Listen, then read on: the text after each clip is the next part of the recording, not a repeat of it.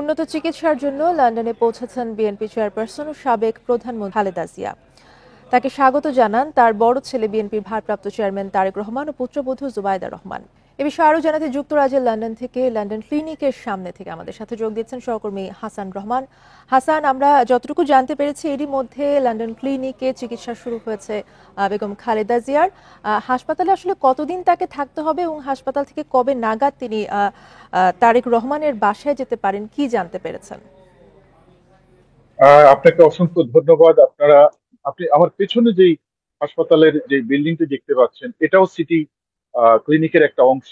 এই এলাকার কয়েকটা বিল্ডিং এর মধ্যে জুড়েই আসলে এই হসপিটাল। তো আমরা যেটুকু জেনেছি যে ভেতরে এখন তার বিভিন্ন রকম পরীক্ষা নিরীক্ষা চলছে, আর খুব বেশি পরীক্ষা নিরীক্ষা এই মুহূর্তে করা যাচ্ছে না, কারণ দীর্ঘ ভ্রমণের ক্লান্তিতে বেগম খালেদা জিয়া অনেক ক্লান্ত। তার একটু বিশ্রামেরও দরকার।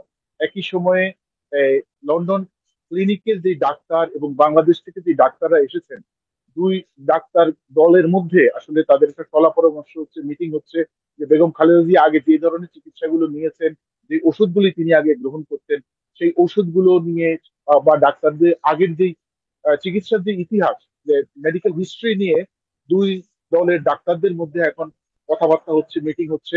তো আমরা এটুকু জেনেছি যে ওনার কিছু পরীক্ষা নিরীক্ষা এখানে করেছে, যেটা প্রিলিমিনারি যে পরীক্ষা নিরীক্ষা গুলো করা দরকার। আর যেহেতু আহ, এই লন্ডন ক্লিনিকটা পৃথিবীর এক অন্যতম শ্রেষ্ঠ হাসপাতালদের মধ্যে একটি, এখানকার চিকিৎসার জন্য আসলে খুব সাধারণ মানুষের চিকিৎসা এখানে করানো যায় না, এটা প্রাইভেট হসপিটাল। সুতরাং এটা চিকিৎসাটা খুব ব্যয়বহুল এবং অনেক উন্নত মানের চিকিৎসা।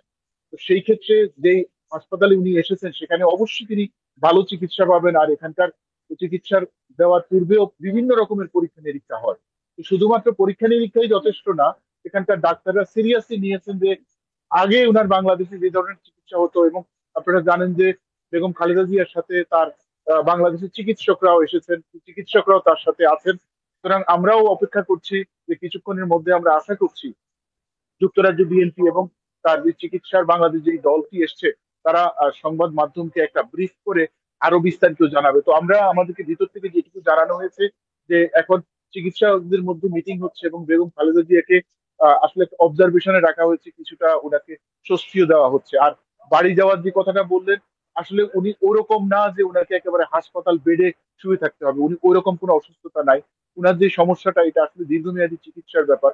তো এখন চিকিৎসকরাই আসলে এখানকার সিদ্ধান্ত দিবেন। এখনো যেহেতু উনার পরীক্ষা নিরীক্ষা চলছে, এখনো উনাকে কি হাসপাতাল রেখে দিবে নাকি তারেক রহমান সাহেবের বাসায় হাসান, উনাকে আরেকটা বিষয় স্থানান্তর একটু করা হবে। আপনার কাছে জানতে চাচ্ছিলাম, সেটা হচ্ছে যে বেগম খালেদা জিয়ার শারীরিক অবস্থা বিবেচনায় হাসপাতালে কি কোনো বিশেষ ব্যবস্থা রাখা হয়েছে কিনা?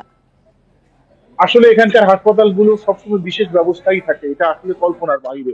এখানে 5 স্টার 7 স্টার হোটেলের যে রকম একটা সুযোগ সুবিধা থাকে, এর চেয়েও বেশি উন্নত সুযোগ সুবিধা এখানে সবসময় থাকে। এবং এটা এরকম না যে বেগম খালেদা জিয়াকে স্পেশাল কিছু দিতে হবে, এই হসপিটালটাই এরকম। এখানকার ভিতরে খুব রাজকীয় ভাবে সব ধরনের সুযোগ সুবিধার ব্যবস্থা করা আছে চিকিৎসার পাশাপাশি। সুতরাং উনার জন্য স্পেশাল কিছু করার আসলে দরকার হবে না, কারণ already it is special hospital in the world.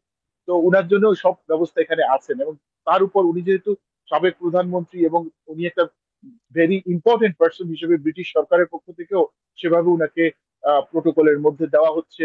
আর যদিও সরকারিভাবে সেভাবে ডিক্লেয়ার করা যায় না, কিন্তু আসলে সবাই জানেন যে উনার অবস্থানটা কি, রাজনৈতিক অবস্থানটা কি। সে কারণে আপনারা দেখেছেন যে কাতারের থেকে উনাকে স্পেশাল এয়ার অ্যাম্বুলেন্স পাঠানো হয়েছে, বা এখানকার সরকারের পক্ষ থেকেও জানে যে কে আসছে এখানে। এবং আজকে হিথ্রো এয়ারপোর্টে তাকে যেভাবে ভিআইপি মর্যাদা দেওয়া হয়েছে বা যে প্রোটোকলটা দেওয়া হয়েছে, এটা আসলে সাধারণ মানুষকে এই ধরনের প্রোটোকল দেওয়া হয় না। তো অলিখিত ভাবে আসলে উনি যেই সাবেক প্রধানমন্ত্রী হিসেবে বা ভবিষ্যতের কোন একটা একটা বিশেষ গুরুত্বপূর্ণ একটা দায়িত্ব হয়তো উনি পালন করবেন, সেই সব কিছু বিবেচনায় রেখেই সরকারের পক্ষ থেকে উনাকে আসলে অন্যরকম ভাবে একটু গ্রহণ করা হয়েছে, যেটা খুব সম্মানের সাথে উনাকে আসলে এখানে আহ ওনার সাথে ব্যবহার করা হচ্ছে।